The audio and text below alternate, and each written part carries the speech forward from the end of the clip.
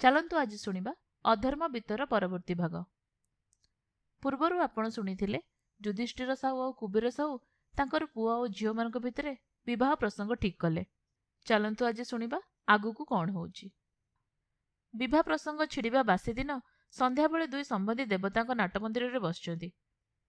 କୁବେର ସାହୁ ଏ କଥା ସେ କଥା ଉତ୍ତାରେ କହିଲେ, ସମୁଦିଏ, ସୋନପୁରରେ ମୋର ଢେର କାମ ଥିଲା, ଦେଖୁଛି ମୋର ଯିବାର ହେଉନାହିଁ। ଏଇ ବୁଝନ୍ତୁ ମକର ମାସ ତ ମକର ମାସ, ଛାଡ଼ି ଦିଅନ୍ତୁ। କକଡ଼ାଟା ମିଳୁଛି, ଏଇଟା ବି ଧରଟ ଭିତରେ ନୁହେଁ। ବାକି ରହିଲା ସିଂହ କତିରୁ ଧନୁ ଯାଏ ମଝିରେ 5ଟା ମାସ। ଏଇ ମଧ୍ୟରେ ସବୁ ଆୟୋଜନ ଠିକ୍ ଠିକଣା କରିବାକୁ ହେବ। ତା ପୁଣି ନାଁ ଉଠାଣି ମାମଲା। ବାଟରେ ଉଣାପୁରା ମାସେ କାଳ ଛାଡ଼ି ଦିଅନ୍ତୁ। ମାସ 4ଟା ରହିଲା ହାତରେ। ମୁଁ କହୁଛି କାଲି ସକାଳେ ଚାଲିଯାଏ। ଆଜ୍ଞା, କ'ଣ ଆଜ୍ଞା ହେଉଛି? ଯୁଧିଷ୍ଠିର ସାହୁ ଦଣ୍ଡେ ଆଖି ବୁଜି ବସି କହିଲେ, ଆଉ ଯୋଡ଼ାଏ ଦିନ ରହିଗଲେ ଭଲ ହୁଅନ୍ତା ପରା। ହଉ, ଆପଣ ଯେପରି ଭଲ ବୁଝନ୍ତି କରନ୍ତୁ। ମାକ୍ରାମପୁରରେ ଚହଳ ପଡ଼ିଯାଇଛି। ସାହୁଙ୍କ ପୁଅ ବିଦ୍ୟାଧରର ବିବାହ। ହେଲେ ଗୋଟାଏ ଶ୍ରେଣୀ ଲୋକଙ୍କ ଘରେ ରଡ଼ି ପଡ଼ିଛି। 20 ଖଣ୍ଡ ଗାଁରେ ସାହୁର 2-300 ଭଳି ଖାତକ। ଧାନ ବୋଲ ଟଙ୍କା ବୋଲ ତା ଘରୁ ନ ଖାଇଛି କିଏ? ସାହୁ ସମସ୍ତଙ୍କୁ ଧରି ବସିଛି। ପୁଅର ବିବାହ ନଦେଲେ ନ ହୁଏ। ନୋଇଲେ ମୂଳଟା ଥାଉ, କଳନ୍ତରଟା ଛଡ଼ାଇ ଦିଅ। ପଇସାଏ ବି କଳନ୍ତର ରଖିବ ନାହିଁ। ଆଜି ଭୋଦୁଅ ମାସ। ଲୋକଙ୍କ ଘରେ ଟଙ୍କା ତ ଟଙ୍କା, ପିତା ନଳିତା ମଞ୍ଜି ନାହିଁ ଯେ ଦେବେ। ଜଣ ଜଣଙ୍କ ଘରେ ଯୋଡ଼ା ଯୋଡ଼ା ପିଆଦା। ସମସ୍ତେ ସାହୁ ଦୁଆରେ ଉପାସ ଭୋକରେ ପଡ଼ି ଡକା ଛାଡ଼ିଛନ୍ତି। ଶୁଣୁଛ କିଏ? ଥୋକେ ଖାତକ 10-12 ବର୍ଷର ପୁରୁଣା କରଜର ମୂଳ କଳନ୍ତର ହିସାବ କରି ତମସୁକ ରେଜିଷ୍ଟ୍ରି କରାଇ ଦେଇ ରିହାଇ ପାଇଲେ। ତମସୁକରେ ବିଲବାଡ଼ି ଘରଦୁଆର ସବୁ ବନ୍ଧା ରହିଲା। ସାହୁଆଣୀ ସବୁ ଶୁଣୁଥିଲେ। 2 ଦିନ ହେଲା ଅନ୍ନ ଛାଡ଼ି ବସିଲେଣି। ଗୋଟିଏ ବୋଲି ପୁଅ, ତାଙ୍କ ଇଚ୍ଛା ଶୁଭ କାର୍ଯ୍ୟଟା ମଙ୍ଗଳରେ ହଉ। ନା କିଛି ନ ଉଣୁ ଶହ ଶହ ଲୋକ ରଡ଼ି ଛାଡ଼ିଛନ୍ତି। ଧର୍ମ ଏତେ ସହିବ କିଆଁ? ବେକରେ ପଟକା ପକାଇ ସାହୁ ଗୋଡ଼ତଳେ ପଡ଼ିଗଲେ। ଢେର କାକୁତି କଲେ, ଢେର କାନ୍ଦିଲେ। ଫଳ ହେଲା କ'ଣ ନା, ସ୍ୱାମୀ ପାଖରୁ କଟୁ କଥାରେ ଗାଳିଗୁଲଜ ଗୁଡ଼ାଏ। ମାଇପେ ଲୋକ, କ'ଣ କରିବେ? ମାତ୍ର ତୁନି ହେଲେ ନାହିଁ। କରଣମାନଙ୍କୁ ଡାକି ମା ପୁଅ କଅଁଳରେ କେତେକ ହାକିମ ବୋଲିରେ ବୁଝାଇ ଦେଲେ, ଖବରଦାର, କାହାକୁ କଷ୍ଟ ଦେଇ ଟଙ୍କା ଅସୁଲ କର ନାହିଁ। ସାହୁକରଣକୁ ଗାଳି ଫଜିତ କରୁଛି, କାହିଁକି ଟଙ୍କା ଅସୁଲ ହେଉନାହିଁ? ହଁ ହିସାବ ହେଉଛି, ହଁ ଟିପା ଲେଖାଯାଉଛି, ଏମିତି କରି ଦିନ କାଟିଲେ। ଯେଉଁ ଜାଗାରେ ସାହୁ ନିତାନ୍ତ ଜଗି ବସେ, ସାହୁଆଣୀ ତୁନି ତୁନି ଟଙ୍କା ଗଣି ଦିଅନ୍ତି। ଏଣେ ବିଭା ସରଞ୍ଜାମ କିଣାକିଣି ଧୁମ୍ ଲାଗିଛି। ବାଣବାଲା ଆଗୁତୁରା ବଇନା ଧଇଲା। ଲୁଗା ମୋଟକୁ ମୋଟ କଚେରୀ ଘରେ ଜମା। ମସଲା ମସଲି କିଣିବା ଲାଗି ଯୋଡ଼ାଏ କରଣ କଟକ ଧାଇଁଲେ। ହେଲେ ସାହୁକୁ ଏଟା ଭଲ ଲାଗୁନାହିଁ।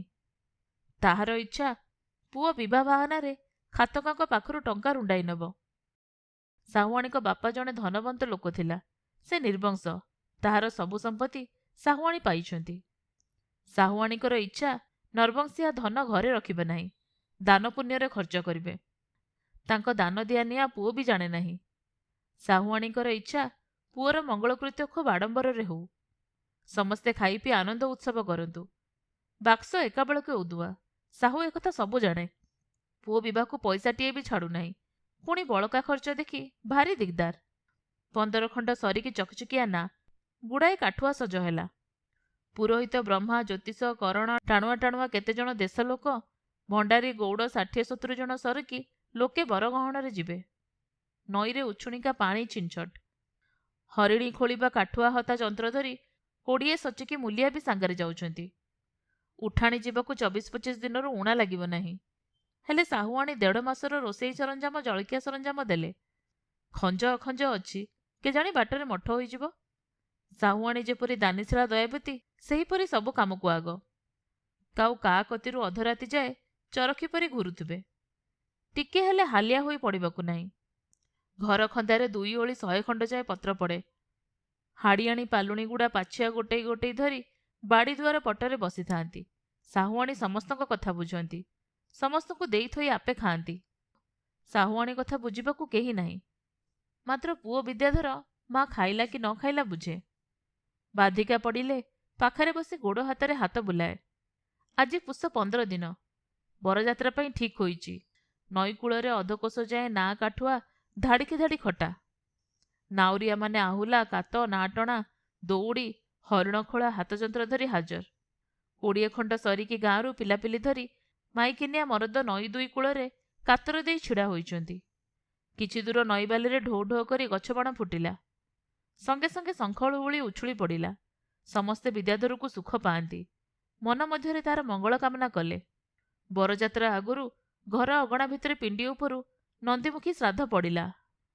ବିଦ୍ୟାଧର ବେଦୀରୁ ଉଠି ମା ପାଖରୁ ମେଲାଣି ଘେନିବାକୁ ଯାଇ ଗୋଡ଼ ତଳେ ପଡ଼ିଲା। ମା ପାଦରୁ ଧୂଳି ନେଇ ମୁଣ୍ଡରେ ଲଗାଇଲା। ମା ତୁଳସୀ ମୂଳରୁ ମାଟି ନେଇ ତା ମୁଣ୍ଡରେ ଚିତା କରିଦେଲେ। ତେତିକି ବେଳେ ବିଦ୍ୟାଧର ମା ମୁହଁକୁ ଅନେଇ ଦେଖିଲା, ମୁହଁଟା ସିଠୁଆ କଳା ପଡ଼ିଯାଇଛି। ଆଖି ଡୋଳା ଯୋଡ଼ାକ ଭିତରକୁ ପଶିଗଲାଣି। ବିଦ୍ୟାଧର ଚମକି ପଡ଼ି କହିଲା, ଏ କ'ଣ ମା, ତୁ ଏମିତିକା ଦିଶୁଛୁ କିଆ? ଜ୍ୱର ହେଲାଣି କି? ମୁଁ ଶୁଣୁଛି 4 ଦିନ ହେଲା ତୁ ଖୁଁ ଖୁଁ କାଶୁଛୁ। ନା ନା, ତତେ ଛାଡ଼ି ଯିବାକୁ ମୋ ମନ ବଳୁନାହିଁ। ମା କହିଲେ, ଏ କ'ଣ ରେ ବାପ, ଏ କି କଥା? ଏତେବେଳେ କ'ଣ ଏପରି କଥା କହନ୍ତି? ବାଟରେ ତତେ ଗ୍ରାମଦେବତୀ ରକ୍ଷା କରିବେ, ଜଗନ୍ନାଥ ମହାପ୍ରଭୁ କଲ୍ୟାଣ କରିବେ। ମୋର କିଛି ହେଇନାହିଁ। ଏଇ କେତେଦିନ ଭାରି ଭିଡ଼ ପାଇଟିରେ ଲାଗିଥିଲି, ଖିଆପିଆ ଠିକ୍ ନଥିଲା। ଗ୍ରାମଦେବତୀଙ୍କୁ ଦଣ୍ଡବତ କରି ଦହି ମାଛ କରି ଯା। ପୁରୋହିତ ମନ୍ତ୍ର ପଢ଼ି ବର ଅନୁକୂଳ କରାଇଦେଲେ। ହରିପୁରରେ ପହଞ୍ଚିବାକୁ ହାତ ଗଣତା ଠିକ୍ 25 ଦିନ ଲାଗିଲା। ସଙ୍ଗରେ ଦଫେ ଗୋଟିକା ଗାଁଣିଆ ଥିଲେ। ଭଲ ଜାଗା ପାଇଲେ ଦିନେ ଦିନେ ସଞ୍ଜବେଳେ ନାଟ ଗାଣ ହୁଏ। ନଦୀକୂଳ ପାଖିଆ କୋଶକ ବାଟରୁ ଲୋକେ ଧାଇଁ ଆସି ଗାଣ ଶୁଣନ୍ତି। ଯୁଧିଷ୍ଠିର ସାହୁଙ୍କ ଘର କୋଶକ ଦୂରରୁ ସଞ୍ଜବେଳୁ ରୋଷନାଇ ଲାଗିଲା। କଟକୀ ଭୂଇଁଚମ୍ପା, ଚନ୍ଦ୍ର ଉଦିଆ ଗଛବଣ ସାଙ୍ଗରେ ଯାଇଥିଲା। ଯୁଧିଷ୍ଠିର ସାହୁ ବି ଢେର ବାଜା ବାଣ ଠିକ୍ କରିଥିଲେ। 10 କୋଶ ବାଟରୁ ଲୋକେ ଚୁଡ଼ା ଚାଉଳ ବାନ୍ଧି ରୋଷନାଇ ଦେଖିବାକୁ ଆସିଥିଲେ। ବାହୁଡ଼ିବା ବେଳେ ବୋଲାବୋଲି ହୋଇଗଲେ ଗୋଟାଏ ରଜାପୁଅ ବାହାରେ ବି ଏତେ ଆଟପ ହବ ନାହିଁ। ବିଭା ବଢ଼ିଲା, ଅଷ୍ଟମଙ୍ଗଳା ବି ହୋଇଗଲା। ଏବେ ବରକନ୍ୟା ବିଦା କଥା। ହଁ ଆଜି, ହଁ କାଲି, ହଁ ଆସନ୍ତା ଶୁକ୍ରବାର, ଏଇପରି କରୁ କରୁ ମାସେ କାଳ ବିତିଗଲାଣି। ଶେଷରେ ଦିନେ ଯୁଧିଷ୍ଠିର ସାହୁ କୁବେର ସାହୁଙ୍କୁ କହିଲେ, ସମୁଦିଏ, ନଈରେ ନାହିଁ ଜଳ, ଢେର ଜାଗା ହରିଣୀ ଖୋଳିବାକୁ ହବ, ଢେର ବିଳମ୍ବ ହବ। ଏଣେ ଖରା ପଡ଼ି ଆସିଲାଣି। ତୁମ ଆମ କଥା ଯାହା ହଉ, ପିଲା ଯୋଡ଼ାକୁ ଯାଉଛନ୍ତି। ପୋଇଲି ପରିବାରେ 2 ଜଣ ସାଙ୍ଗରେ ଥିବେ, ସେମାନଙ୍କର ବଡ଼ କଷ୍ଟ ହେବ। ମୁଁ କହୁଛି, ଗହଣ ଲୋକଙ୍କୁ ବିଦା କରିଦିଅନ୍ତୁ। ପିଲାଟି ଆଉ ଆପଣ 2 ଜଣ ରୁହନ୍ତୁ। ପହିଲୁ ଆଷାଢ଼ ଯେମିତି ନଈରେ ପିତା ପାଣି ପଡ଼ିବ, ନା ମେଲିଦେବେ। ଆପଣ କ'ଣ ଏବେ ପରଲୋକ ଯେ ଜଗି ଜାଗି କଥା କହିବି? ଏଇ ଦେଖନ୍ତୁ, ଚଞ୍ଚଳ ସବୁ ଆୟୋଜନ କରିବାକୁ ପଡ଼ିଲା। ପିଲାମାନଙ୍କୁ ତ 2 ଖଣ୍ଡ ଗହଣା ଗାଣ୍ଠି ଦେବାକୁ ହବ। ଦେଖୁଛନ୍ତି ତ ପୁଞ୍ଜାଏ ବଣିଆ ଦିନରାତି ପାଇଟିରେ ଲାଗିଛନ୍ତି। ଚଞ୍ଚଳର କାମ ନୁହେଁ, ଟିକିଏ ମଠ ନହେଲେ ସବୁ ଠିକ୍ ହୋଇପାରିବ ନାହିଁ। ଆଉ 5 ଚିଜ ତ ଦେବାକୁ ହବ। 8 ଖଣ୍ଡ ନା ଗହଣରେ ଦେବି। ତିଆରି ସରିନାହିଁ। ନଈକୂଳରେ ଯାଇ ଦେଖନ୍ତୁ, ଅଧାଅଧି ବି ହୋଇନାହିଁ। କୁବେର ସାହୁ ମନ ମଧ୍ୟରେ ଭାବିଲା, ଏହି ତ 16 ଗୋଡ଼ିଆ 7 ଖଣ୍ଡ ନା ତିଆରି ଲାଗିଛି। ଗହଣା ଗଣ୍ଠି ବି ତିଆରି ଲାଗିଛି। ପିଲାଟା ଘରକୁ ଚଞ୍ଚଳ ଯାଇ କ'ଣ କରିବ? ପଇସାର ଫିନ୍ଦି ଫିଅରରେ ମନ ନାହିଁ। ମା ପୁଅ ଯୋଡ଼ାକ ଯାକ ୟାଙ୍କୁ ଦିଅ ତାଙ୍କୁ ଦିଅ, ଘରୁ ଚିଜବସ୍ତ ବାଣ୍ଟରେ ଲାଗିଥିବ। ଉଛୁଣିକା ଏତିକି ଲାଭ, ବୁଢ଼ା ଆଖି ବୁଜିଲେ ସବୁ ମୋର। ନା ନା, ବୁଢ଼ାର ମନ ଭାଙ୍ଗିବା ଭଲ ନୁହେଁ। ଘର ପାଖରେ କୁବେର ସାହୁ ମୁହଁରୁ କେବେ କେହି ଠାକୁର ନାମ ଶୁଣିନାହିଁ। ସବୁବେଳେ କଳନ୍ତର ଲାଭ ହିସାବ। ହରିପୁରକୁ ଆସିବା ଦିନୁ ସବୁବେଳେ ମୁହଁରେ ଜଗନ୍ନାଥ ଜଗନ୍ନାଥ ଲାଗି ରହିଛି। କୁବେର ଆଖି ବୁଜି କହିଲା, ହଉ ହଉ ସମୁଦିଏ, ଆପଣ ଯାହା ଆଜ୍ଞା କରିବେ, କିଏ ଅନାସ୍ଥା କରିବ? ଆପଣ ତ ସବୁ ଜାଗାର ମାଲିକ। ଗହଣର ସବୁ ଲୋକଙ୍କୁ ବିଦା କରିଦିଆଗଲା। କେବଳ ବାପ ପୁଅ ଆଉ କେତେଟା ଚାକର ରହିଲେ। କୁବେର ସୋନପୁର, ବୌଦ୍ଧ ସବୁ କୋଠିର କରଣ କାରବାରିଆଙ୍କୁ ଲେଖିଦେଲା, ମଫସଲରେ କିଛି ପାଉଣା ରହିବ ନାହିଁ। ସବୁ ନାଁରେ ସୌଦା ବୋଝେଇ କରି ପହିଲୁ ଆଷାଢ଼ରେ ଯେମିତି ନଈରେ ପିତାପାଣି ପଡ଼ିବ, ହରିହରପୁର ଘାଟରେ ନାଁ ଧରି ହାଜର ହୋଇଯିବ। ଏଣେ ଘରଠାରେ ସାହୁଆଣୀ ବିଛଣା ଧରିଲେଣି। କବିରାଜ କହିଲା, ଏଇଟା ରାଜଚକ୍ମା, ଶିବଙ୍କ ଅସାଧ। କରଣମାନଙ୍କୁ ଡାକି ସାହୁଆଣୀ ସାବଧାନ କରେଇଦେଲେ, ଖବରଦାର, ହରିହରପୁରକୁ ମୋ ବେମାରୀ କଥା ଲେଖିବ ନାହିଁ। ପୁଅ ଶୁଣିଲେ ଘାବରିଯିବ। ବିଦ୍ୟାଧର ଶ୍ୱଶୁର ଘରେ ରାଜଭୋଗରେ ଅଛି। କନ୍ୟାଟି ଯେମନ୍ତ ସୁନ୍ଦରୀ ଗୁଣବତୀ, ସେହିପରି ପତିବ୍ରତା। ତେବେ ବି 8 ଦିନ 8 ଦିନ ଘର ପାଖରୁ ମାଙ୍କ ସମ୍ବାଦ ନ ପାଇଲେ ଆକୁଳ ହୋଇପଡ଼େ। ଶେଷ ଚିଠିରୁ ଶୁଣିଲା, ମାଙ୍କ ବେମାରୀ ଭଲ ହୋଇଗଲାଣି। ଏବେ ସେ ନିଶ୍ଚିନ୍ତ। ତେବେ ମା ବୋହୂକୁ ଦେଖୁ ଏଇ କଥା ମନରେ କରି ବେଳେବେଳେ ଚଞ୍ଚଳ ହୋଇପଡ଼େ। ସୁଖର ଦିନ ଘୋଡ଼ା ଛୁଟିଲା ପରି ଧାଇଁଛି। ଯୁଧିଷ୍ଠିର ସାହୁ ଘରେ ଆନନ୍ଦ ଉତ୍ସବରେ ଚାହୁଁ ଚାହୁଁ 4 ମାସ ଚାଲିଗଲା। କନ୍ୟା ବିଦା ପାଇଁ ଯାହା ଯାହା ଲୋଡ଼ା ସବୁ ଠିକ୍ଠାକ୍ ହୋଇଗଲାଣି। 10 ଖଣ୍ଡ ନୂଆ ତିଆରି ନାଁ ତୁଠରେ ଧାଡ଼ି କରି ଖଟା ହୋଇଛି। ସବୁ ନାଁରେ ଚିତ୍ର ବିଚିତ୍ର ମଣ୍ଡନୀ ଦୁଇ ମଙ୍ଗରେ ଫରଫର ହୋଇ ପତାକା ଉଡ଼ୁଛି। ଏଗୁଡ଼ିକ ଯୌତୁକ ନାଁ। ସେଥିମଧ୍ୟରେ ଯୋଡ଼ାଏ ନାଁ ସୁନ୍ଦର ମଣ୍ଡନୀ। ଖଣ୍ଡକରେ ଝିଅ ଆଉ ଖଣ୍ଡରେ ଜୁଆଇଁ ବସିଯିବେ।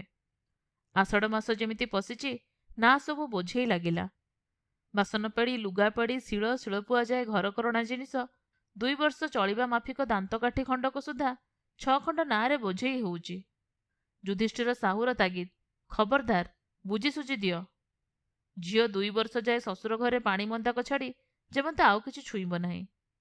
ଲୋକେ ବୋଲନ୍ତି ଯୌତୁକ ଜିନିଷର ଦାମ 50,000 ଟଙ୍କାରୁ ଊଣା ନୁହେଁ। କୁବେର ସାହୁ ଦୂରଦୂରାନ୍ତର କୋଠିମାନଙ୍କରୁ 30 ଖଣ୍ଡ ସରକିନା ସରକ ବୋଝାଇ କରି ସେଠାରେ ଉପସ୍ଥିତ। ନାଁ ସବୁ ପୁରା ବୋଝେଇ ପାଣି ଲହଡ଼ି ଚାଳକୁ ଛୁଇଁ ଦେଉଛି। କୋଷେ ଯାଇ ସବୁ ନାଁ ଖଟା ହୋଇଛି। ଆଜହୁଁ ଦେଖଣାହାରୀମାନେ ମଫସଲରୁ ଆସି କୂଳରେ କାତର ଦେଲେଣି। ଆଷାଢ଼ କୃଷ୍ଣ ଦଶମୀ ଦିନ ଯାତ୍ରା ଠିକ୍ ହେଲା। ରଥକାଠ ମେଲାଣି ଭଳିଆ ପାଣିକୁ ଚାହିଁ ବସିଛନ୍ତି। ନୋଇଲେ ନାଁ ସବୁ ଭୀଷ୍ମପାରି ହୋଇପାରିବ ନାହିଁ। ଠିକ୍ ପୁରା ପାଣି ବି ହୋଇଗଲା। ଆଜି ଯାତ୍ରାର ଦିନ। ହଜାର ହଜାର ଦେଖଣାହାରୀ ନଈ ଦୁଇ କୂଳରେ କାତର ହୋଇ ଛିଡ଼ା ହୋଇଛନ୍ତି। ଗୋଟାଏ ଗୋଟାଏ ନାଁରେ 4 ଜଣ ଆହୁଲା ଧରି ଛିଡ଼ା ହୋଇଗଲେ। ପଛରେ ମଙ୍ଗଧରା। ଆଗ ମଙ୍ଗ ଉପରେ ବାଟ କଢ଼ାଣିଆ ଛିଡ଼ା। ଏଇ କଢ଼ାଣିଆ ନହେଲେ ନା ଭୀଷ୍ମପାର ହୋଇପାରିବ ନାହିଁ। ଆଠମଲ୍ଲିକ ଉପରକୁ ମୁଣ୍ଡାପଡ଼ା ଗାଁଠାରୁ କଇନ୍ତ୍ରା ଗଡ଼ ଯାଏ 16-17 ମାଇଲ ଭିତରେ ଭୀଷ୍ମ ପଡ଼େ। ବଡ଼ ବଡ଼ ପଥର ସବୁ ମୁଣ୍ଡ ଟେକି ନଦୀ ମଧ୍ୟରେ ସଭା କରି ବସିଲା ପରି ବସିଛନ୍ତି। ବଢ଼ି ପାଣିରେ ସେଇ ପଥର ସବୁ ବୁଡ଼ିଗଲେ ତା ଉପରେ ଦେଇ ନାଁ ସବୁ ଭାସିଯାଏ। କେତେ ପଥର ବୁଡ଼େ ନାହିଁ। ଗୁଡ଼ାଏ ପଥର ଉପରେ ଚାଖଣ୍ଡେ 4 ଆଙ୍ଗୁଳି ଜଳ। ନାଉରୀକୁ ପଥର ଦିଶେ ନାହିଁ। ଏଇ ଭୀଷ୍ମ ଜାଗାଟାରେ ନଈ କମ୍ ଓସାର ଯୋଗୁଁ ପାଣିର ଭାରି ତୋଡ଼। ଘଣ୍ଟାକ ଭିତରେ 20 ମାଇଲ ବାଟ ନାଁ ଭାସିଯାଏ। ସେଇ ଭୀଷ୍ମ ମଧ୍ୟରେ ଅଙ୍କାପଙ୍କା ସାପଚଳ ପରି ବାଟ। ନାଁ ସେହି ବାଟେ ଯାଏ। ସେ ବାଟଟା କଢ଼ାଣିଆକୁ ଜଣା। ସେ ଜାଗାରେ ପାଣିର ଭାରି ତୋଡ଼।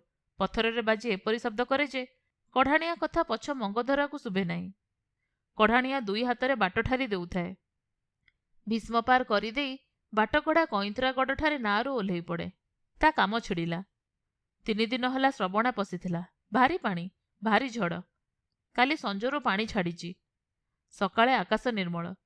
ଫେର ଥରେ ସାହୁ ଘର ଭିତରୁ ଭାରି କାନ୍ଦଣା ଶଙ୍ଖ ହୁଳୁହୁଳି ଶୁଭିଲା। ବରକନ୍ୟା ନାଁରେ ବସିଲେ। ଜୟ ଜୟ ଗଙ୍ଗାମାତା କହି ନାଉରିଆମାନେ ଆଗେ ବରକନ୍ୟା ନାଁ ମେଲିଦେଲେ। ତା ପଛକୁ ସବୁ ନାଁ ମେଲିଗଲା। 2 କୂଳରୁ ହଜାର ହଜାର ଲୋକ ହରିବୋଲ ପକାଉଛନ୍ତି। ଆଗ ନାଁ ଭାସିଯାଇ 2 କୋଶ ଦୂର ଶ୍ୟାମପୁର ଗାଁ ସଳଖରେ ଯେମିତି ପହଞ୍ଚିଛି, ସୂର୍ଯ୍ୟଦେବତା ବୁଡ଼ିଗଲେ। ନାଉରିଆ ଜାଣନ୍ତି ଉଇନ ଦିଶେ ହସି ପଶେ। ବାପ ବୋଲେ ପୁତା ନିଶ୍ଚେ ବରସେ। ନଈ 2 କୋଳେ ଲୋକ ଛିଡ଼ା ହୋଇ ଅନାଇଛନ୍ତି। ନାଉରିଏ ଭାରି ଆନନ୍ଦରେ ହରିବୋଲ ଦେଇ ନାଁ ବୋହି ଯାଉଛନ୍ତି। ଯୋଡ଼ାଏ ନାଁ ଖଜା ପିଠା ବୋଝେଇ ନାଁ ଖଟାଇ ଖାଇବେ। ଏତିକିବେଳେ ଉତ୍ତର ପଶ୍ଚିମ କୋଣରୁ ହେଂସ ଖଣ୍ଡ ପରି ଖଣ୍ଡେ ସାନ ଧୂଳିଆ ମେଘ ଉଇଁ ଆସିଲା। ସିଲିସିଲି ପବନ ଝଲକିଲା। ନାଉରିଏ ଡରିଗଲେ। ଆଉ ସମସ୍ତେ ବାହାଣରେ ଲାଗିଛନ୍ତି। ଜୟ ଜୟ ଗଙ୍ଗାମାତା କି ଜୟ ଗୀତ ଗାହୁଲି ଆହୁଲା ବାହୁଛନ୍ତି। ନାଁ ଯେମିତି ମୁଣ୍ଡପଡ଼ା ଗାଁ ମୁଣ୍ଡ ଛୁଇଁଛି, କଥା ପଦକେ ଗୋଟେ ଆକାଶ ମେଘ ଘୋଡ଼େଇ ପକାଇଲା। ସଙ୍ଗେ ସଙ୍ଗେ ପବନ, ତା ପଛକୁ ପାଣି। ପବନ ତ ପବନ, ଏପରି ଘଙ୍ଗୁଡ଼ିଆ ପବନ କାଳେ ସକାଳେ ଦେଖିବାର ନାହିଁ। ବେତନାସୀ ଗୋଛାରେ ବାଡ଼େଇଲା ପରି ନାଉରିଆମାନଙ୍କ ଦେହକୁ ପାଣି ଛାଟ ମାରୁଛି। ଦିନଯାକ ବରଷା ଖାଇ ଯେଉଁମାନେ ନାଁ ବାହିଯାଆନ୍ତି, ଦଣ୍ଡକ ମଧ୍ୟରେ ସେ ନାଉରିଆଗୁଡ଼ିକ ହାଲିଆ ହୋଇପଡ଼ିଲେଣି। 2 କୂଳରୁ ଡାକ ପଡ଼ିଛି, ନାଉରୀ କୂଳ ଭିଡ଼ା, କୂଳ ଭିଡ଼ା। ବାଟକଢ଼ା ଡାକୁଛି, ମଙ୍ଗୁଆଳ କୂଳ ଦେଖା, ଆରେ କୂଳକୁ ଦେଖା। ନାଁ କ'ଣ ମଙ୍ଗ ମାନୁଛି? ଘଙ୍ଗୁଡ଼ିଆ ପବନ ନାଁର ଆଗମଙ୍ଗ ପଛକୁ କରିଦେଉଛି। କେବେ ନାଁକୁ ଚକ ପରି ବୁଲାଇ ଦେଉଛି। ନଈକୂଳର ଭାରି ପୁରୁଣା ଆମ୍ବ, ବର, ଓସ୍ତ ଗଛଗୁଡ଼ିକ ମାରିସ ଗଛ ପରି ଉପୁଡ଼ି ପଡ଼ିଛି। ପୂର୍ବାଳି ଗୋଟାଏ ଭାରି ଦମକା ପବନ ବାଡ଼େଇ ଦେଲା। ନାଁ ଉପରେ ମଙ୍ଗଧରା, ବାହାଣିଆ, ବାଟକଢ଼ା ସବୁଗୁଡ଼ାକ ଝୁପଝାପ କରି ନଈରେ ପଡ଼ିଗଲେ। ତଣ୍ଟିଆ ଦେଇ ସେମାନଙ୍କୁ କିଏ ଯେ ମତେ ପାଣିରେ ମାଡ଼ିଦେଲା। ନାଁ ଗୁଡ଼ାକ ଗୋଟାକେ ଉପରେ ଗୋଟାଏ ବାଡ଼େଇ ହେଉଛନ୍ତି। ଗୁଡ଼ାଏ ଠୋକର ଖାଇ ଭାଙ୍ଗି ଗୁଣ୍ଡା ହୋଇଗଲେଣି। ଆଉ ଦଣ୍ଡେ ସତାର କରିଥିଲେ ନାଁ ସବୁ ସୁଅ ପାଣିରେ ପଡ଼ି ଭାସି ଯାଇଥାନ୍ତା। ମାତ୍ର କଇନ୍ତ୍ରାଗଡ଼ ମୁଣ୍ଡରେ ନଈ ମଝିରେ ଗୋଟାଏ ବଡ଼ ଭୀଷ୍ମ ମହାକାଳ ଦୂତ ପରି ଛିଡ଼ା ହୋଇଥିଲା। ସବୁ ନାଁ ତା ଉପରେ ବାଡ଼େଇ ହୋଇ ଭାଙ୍ଗି ଚୂନା ହୋଇଗଲା। ଖଣ୍ଡେ ନାଁ ବର୍ତ୍ତି ପାରିଲା ନାହିଁ।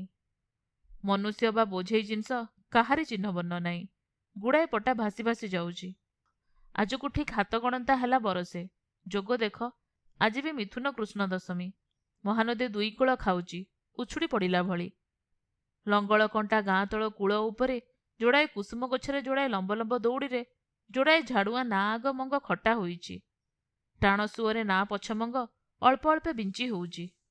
ବେଳେବେଳେ ନାଁ ଯୋଡ଼ାକ ନାଚି ଉଠୁଛନ୍ତି। ନାଉରୀଗୁଡ଼ାକ ଦିନଯାକ କାତ ପେଲି ପେଲି ଥକି ଯାଇଥିଲେ। ଯେମିତି ପଡ଼ି ଯାଇଛନ୍ତି। ନିଘୋଡ଼ ନିଦ, ଘୁଙ୍ଗୁଡ଼ି ମାରୁଛନ୍ତି। ଆକାଶରେ ଗୋଟେ ବୋଲି ତାରା ନାହିଁ, ଘୋର ଅନ୍ଧାର। ବେଳେବେଳେ ଲତା ବିଜୁଳି ଚମକି ଯାଉଛି। ଗୋଟିଏ ଭେଣ୍ଡିଆ ଖଣ୍ଡେ ନାଁ ପଛମଙ୍ଗରେ ଗାଲରେ ହାତ ଦେଇ ବସି କ'ଣ ଚିନ୍ତା କରୁଛି। ରାତି ଅଧା ଅଧି ଗଡ଼ିଗଲାଣି, କିଆଁ ଶୋଇବାକୁ ଯାଇ ନାହିଁ। ତପସ୍ୟା କଲା ପରି ଆଖି ବୁଜି ଉଇ ହୁଙ୍କାଟି ପରି ତୁନି ହୋଇ ବସିଛି। ମଙ୍ଗଟା ଠିକ୍ ଗାଧୁଆ ତୁଠରେ ଅଣ୍ଟା ସରିକି ପାଣିରେ ଭାସୁଛି। ଏତିକିବେଳେ ତୁଠରୁ କିଛି ଦୂରରୁ ହେ ଠାକୁରେ, ହେ ଗଙ୍ଗାମାତା, ମୋ ଧର୍ମ ରକ୍ଷା କର ବିକଳ ରଡ଼ି ଶୁଣି ମୌନୀ ଭେଣ୍ଡିଆଟି ଚମକି ପଡ଼ିଲା। ଯେମନ୍ତ ଦେବୀ ପ୍ରତିମାଟି ଧାଇଁଛି। ତା ପଛରେ ଯେ ଗୋଟାଏ କାଳିଆଭୂତ ମତୁଆଲା ମଣିଷ ପରି ଟଳି ଟଳି ପଡ଼ି ଉଠି ଗୋଡ଼ଉଛି। ନିତାନ୍ତ କର୍କଶ ଭାଷାରେ ପାଟି କରି କହୁଛି, ଏ ବରଷକୁତା ତୋ ପିଛା ଲାଗିଛି, କଥା ଶୁଣୁ ନଥିଲୁ ପରା। ଆଜି ଆଚ୍ଛା ବେଳେ ଆଚ୍ଛା ଜାଗାରେ ଆପେ ଆପେ ଭେଟ ମିଳିଗଲା।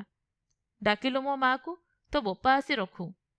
ମୋ ବୋହୂ ତତେ ଜଗି ବସିଥିଲା ପରା। କେହି ତ ପିଠିରେ ପଡ଼ୁନାହିଁ। ଯୁବତୀଟି ଆକୁଳରେ ରଡ଼ି ଛାଡ଼ିଛି, ମହାପ୍ରଭୁ, ମୋ ଧର୍ମ ରକ୍ଷା କର।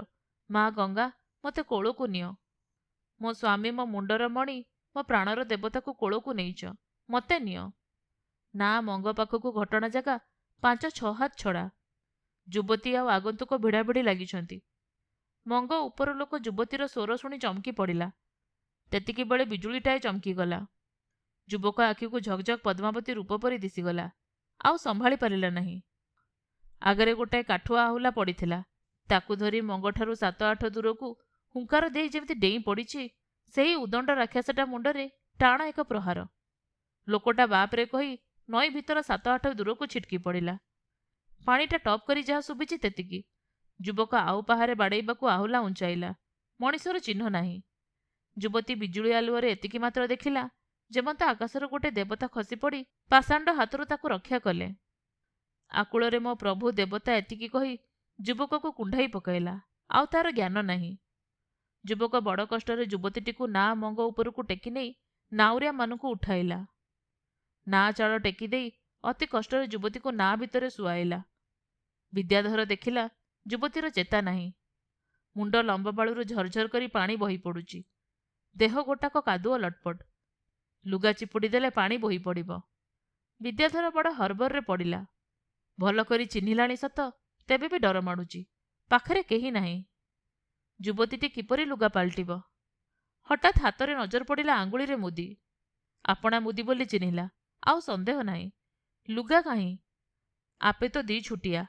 ଆପଣା ପାଛୁଡ଼ା ଖଣ୍ଡ ଯୁବତୀକୁ ପିନ୍ଧାଇ ଦେଇ ତା ଦେହର କାଦୁଅ ପାଣି ପୋଛି ପକାଇଲା। ଶ୍ୟାମ ସାହୁ ବିଦେଇର ନିଘମ ମଳାସୁର। ଘର ଜୋରମେ ଇଲାକା ଖାଲପାଳ। ସାହୁ ଜଣେ କାରବାରିଆ ମଧ୍ୟ ଭଳି ଲୋକ। ବିବାହ ସମୟରେ ବିଦ୍ୟାଧର ତାକୁ ଚିହ୍ନିଥିଲା। ଘର ଠିକଣା ଜାଣିଥିଲା। ଯୁବତୀର ଚେତା ବସୁନାହିଁ। ନାଁରେ ସବୁବେଳେ ଉହ୍ନେଇରେ ନିଆଁ ଥାଏ। ଲୁଗା ପେଣ୍ଡୁଳା କରି ବିଦ୍ୟାଧର ଯୁବତୀକୁ ସେକୁଥାଏ। ରାତି ଆଉ ପିଛିଲା ପହର ସରିକି ଅଛି। ବିଦ୍ୟାଧର ନାଉରୀମାନଙ୍କୁ ଡାକି କହିଲା, ତୁମେମାନେ ଯେବେ ଦିନ ପହରକ ଭିତରେ ନାଁ ନେଇ ଖାଲପାଳ ତୁଠରେ ଭିଡ଼ାଇ ପାରିବ, ଜଣା 5-5 ଟଙ୍କା ବକ୍ସିସ୍ ଦେବି। ନାଉରୀମାନେ ବସି ବିଚାର କଲେ, ଖାଲପାଳ ଏଠାକୁ 4 କୋଶ ବାଟ। ଏତେବେଳେ ନାଁ ମେଲିଦେଲେ କସ୍ତାକସ୍ତିରେ ନାଁ ପହଞ୍ଚିଯିବ। ଆକାଶରେ ଆଉ ମେଘ ନାହିଁ। ଟିକେ କାଳିଜହ୍ନିଆ ପଡ଼ିଗଲା। ନାଁଟି ଦକ୍ଷିଣ କୂଳ ଧରି ଯାଉଥିଲା। ଖାଲପାଳ ହେଉଛି ଉତ୍ତର କୂଳରେ। ଯେମିତି ରାତି ପାହିଛି, ନାଉରିଏ ନାଁ ମେଲିଦେଲେ। ଯୁବତୀ ଗୋଟେ କୋମଳ ବିଛଣାରେ ପଡ଼ିଛି। ଚେତା ନାହିଁ। ନାକରେ ତୁଳା ଦେଇ ଦେଖାଗଲା, ଅଳ୍ପ ଅଳ୍ପ ପବନ ଚାଲିଛି। ଗ୍ରାମର ପୁରୁଣା ବୈଦ୍ୟ ବଳେଇ ବାହିନୀପତି ଭଲ ରୂପେ ନାଡ଼ି ଚିପି କହିଲେ, କେବଳ ଇନ୍ଦ୍ରିୟ ଦୈବଲ୍ୟ, ବିପଦର ଆଶଙ୍କା ନାହିଁ। ଲାଗି ଲାଗି 3 ପାନ କସ୍ତୁରୀ ଭୂଷଣ ରସ, ଅଦା ରସ, ମହୁ ଅନୁପାନରେ ପିଆଇ ଦେଇ କହିଲେ, ଏହି ଔଷଧର କ୍ରିୟା ଆରମ୍ଭ ହେଲେ ଚେତନା ବସିବ। ଘଟଣାର ତୃତୀୟ ଦିନ ଉପର ଓଳି ଯୁବତୀ ଟିକିଏ ଆଖି ମେଲି ଚାହିଁଲା। ଚାଳବାଡ଼ ସବୁଆଡ଼କୁ ଆଖି ବୁଲେଇ ଅନାଇଲା। ଦେଖିଲା, ଗୋଟିଏ ପ୍ରୌଢ଼ା ସ୍ତ୍ରୀ ପାଖରେ ବସି ଧୀରେ ଧୀରେ ତା ଦେହରେ ହାତ ବୁଲାଉଛି। ଯୁବତୀର ଚେତା ବସିଲାଣି। ଅତି କ୍ଷୀଣ ସ୍ୱରରେ ତାକୁ ପଚାରିଲା, ମୁଁ କେଉଁଠି ଅଛି? ପ୍ରୌଢ଼ା ଅତି ଧୀର ଅତି କୋମଳରେ କହିଲା, ମା ପଦ୍ମାବତୀ, ମୁଁ ପରା ତୋ ମାଉସୀରେ, ମୋତେ କ'ଣ ଚିହ୍ନି ପାରୁନାହୁଁ? ପଦ୍ମା ଉଠି ବସିଲାଣି। କାନ୍ଥବାଡ଼ ଧରି ସକାଳ ସଞ୍ଜ ଟିକେ ଟିକେ ଚଲାବୁଲା ହୁଏ। ବୈଦ୍ୟରାଜଙ୍କ ବ୍ୟବସ୍ଥା, ଟିକେ ଟିକେ ଦୁଧ ଦିଆ ହେଉଛି। ଅନ୍ନପଥ୍ୟ ଦିଆଯାଇ ନାହିଁ। ଝିଅ ଜ୍ୱାଇଁ ପହଞ୍ଚିବା କ୍ଷଣି ସାହୁ 4 ଜଣ ଭେଣ୍ଡିଆ ପାଇକ ହାତରେ ଯୁଧିଷ୍ଠିର ସାହୁ ପାଖକୁ ଭାଷା ଚାଳି ଦେଇଥିଲା। ଆଜି 10ମ ଦିନ। 30 ଜଣ ବଣୁଆ ଆପଟ 4 ଖଣ୍ଡ ପାଲିକି ଧରି ହରିହରପୁରରୁ ଆସି ଉପସ୍ଥିତ। ଯୁଧିଷ୍ଠିର ସାହୁ ଲେଖିଛନ୍ତି, ବାଟରେ 8 ଜାକା ଟପା ଆପଟ ବସିଲା। ତଡ଼େଦମ୍ ଝିଅ ଜ୍ୱାଇଁଙ୍କୁ ଧରି ମାଉସୀ ମଉସା ଆସିବ। 4 ଦିନ ବାଟ 2 ଦିନରେ ଆସିବ। କିଛି ମଠ କରିବ ନାହିଁ।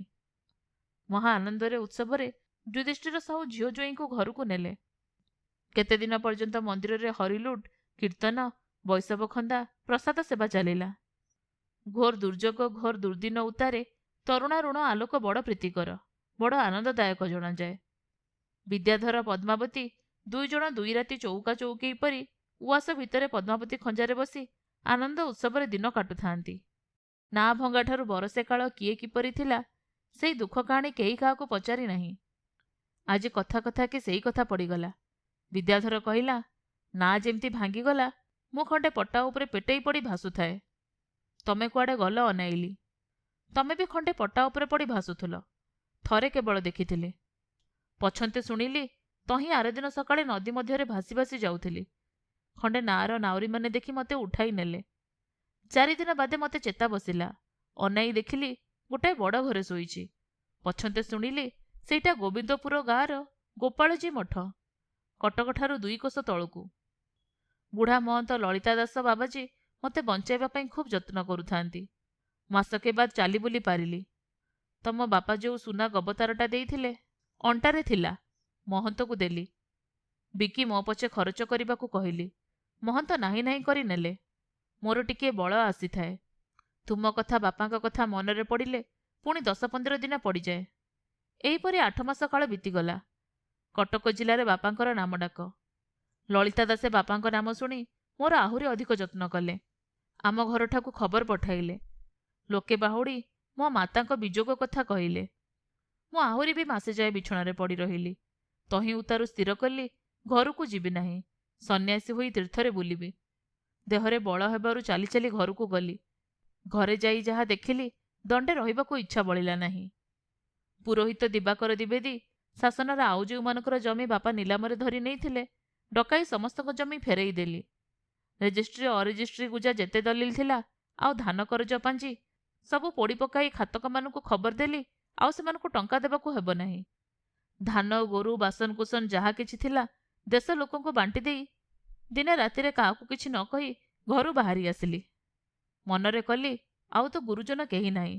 ଶ୍ୱଶୁରଙ୍କୁ ଶେଷ ଦର୍ଶନ କରି ତାଙ୍କ ପାଦଧୂଳି ମୁଣ୍ଡରେ ଦେଇ ବାହାରି ଯିବି। କଟକ ଯାଇ ଆସିଲି। ଝାଡ଼ ମୁଲକରେ ବାପାଙ୍କୁ ସମସ୍ତେ ଜାଣନ୍ତି। ମହାନଦୀ କୂଳ ଗଡ଼ଗଡ଼ିଆ ପାଖ ଘାଟରେ ଖଣ୍ଡେ ସୋନୁପୁରୀ ନାଁରେ ଉଠି ବସିଲି। ଆସୁ ଆସୁ ଲଙ୍ଗଳ କଣ୍ଟାଠାରେ ପଦ୍ମାବତୀ ପଣତକାନିରେ ବିଦ୍ୟାଧର ମୁହଁ ବୁଜି ଧରି କହିଲା, ଆଉ କିଛି କହନା। ବିଦ୍ୟାଧର ଆତ୍ମକାଣୀ ବର୍ଣ୍ଣନ ସମୟରେ ପଦ୍ମା ଆଖିରୁ 2 ଧାର ଲୋତକ ବହୁଥାଏ। ବିଦ୍ୟାଧର କହିଲା, ଏବେ ତୁମ କଥା କୁହ। ପଦ୍ମା ମୁହଁ ପୋଛି ଆତ୍ମକାଣୀ କହିବାକୁ ଲାଗିଲା। ମୁଁ ଲଙ୍ଗଳକଣ୍ଟା ଦନେଇ ଦଳେଇ ଘରେ ଥିଲି। ଦଳେଇ ଗାଁ ମଧ୍ୟରେ ଥିଲାବାଲା ଲୋକ। ଗାଁର ସମସ୍ତ ଲୋକ ମାନନ୍ତି। ଘର ଆଗରେ ଗୋଟେ ଠାକୁର ମନ୍ଦିର କରିଛି। ସର୍ବାବତ ଦିଏ। ଶୁଣିଲି ମୁଁ ତୁଠରେ ଅଚେତ ହୋଇ ପଡ଼ିଥିଲି। ଦଳେଇ ଘରେ ମାଇପେ ମୋତେ ଗୋଟେଇ ଘେନି ଯାଇଥିଲେ। ଦଳେଇ ଆଉ ତା ଭାର୍ଯ୍ୟା ମୋତେ ବଡ଼ ଆଦରରେ ରଖିଥିଲେ। ଝିଅରୁ ଭଳି ସ୍ନେହ କରନ୍ତି। ମୋ ପାଇଁ ମନ୍ଦିରରୁ ପ୍ରସାଦ ଆସେ। ମୁଁ କାନ୍ଦିଲେ ଦଳେଇ ଭାର୍ଯ୍ୟା ସାନ୍ତ୍ୱନା ଦିଏ। ମୋତେ ବାପା ପାଖକୁ ପଠାଇ ଦେବାକୁ କହେ। ଦଳେଇ ଯେମିତି ଧାର୍ମିକ, ତା ପୁଅଟା ସେହିପରି କୁଳାଙ୍ଗାର ଆଉ ପାଷାଣ୍ଡ। ମଦ ଆପୁ ଗଞ୍ଜେଇ କିଛି ନିଶା ତାକୁ ଅଣ୍ଟେ ନାହିଁ। ଘରେ ଯୁବତୀ ବାହୁ ତାକୁ ଅନାଏ ନାହିଁ। ଗାଁ ବୋହୂ ଝିଅ ତା ଡରରେ ଘରୁ ବାହାରନ୍ତି ନାହିଁ। ମୋ ଉପରେ ଅତ୍ୟାଚାର କରେ, ନାନା କୁକଥା କହେ। ଦଳେଇ ଭାର୍ଯ୍ୟା ସେଥିଲାଗି ମୋତେ କାନି ଗଣ୍ଠିଲି କରି ରଖିଥାଏ। ମୁଁ ବି ତା ଶରଣ ପଶିଥାଏ।